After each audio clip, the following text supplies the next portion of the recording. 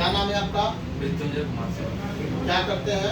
Student किस चीज़ का, क्या चीज़ का तैयारी करते हैं? सर बीपीएससी का तैयारी कर रहा हूँ। किसी की तैयारी करते हैं। क्या क्या दिक्कत है आपको? सर दिक्कत ये था कि कमर में था, आज से 3 साल पहले लगभग हुआ था और अभी कैसे पैर तक ये पेन आता था, पैर उठता नहीं था और अभी बहुत फ्री है।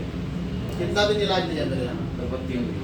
पहला दिन इलाज लिए, दूसरा दिन लिए तो कैसा फील हुआ? पहला सर दिन फर्स्ट डे ही लगभग 50% सुधार हो गया है।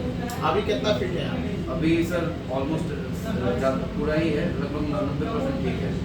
तो क्या कहना चाहेंगे ऐसे दर्द के मरीज लोग के लिए? अपने हाँ वीडियो सर से बिल्कुल, इसलिए जिसको भी प्रॉब्लम है आप लोग यहाँ पर बेशक आ सकते हैं और बहुत ही अच्छा यहाँ ट्रीटमेंट होता है और कई बार तो ऐसा होता है सर्जरी से भी आप बच जाएंगे।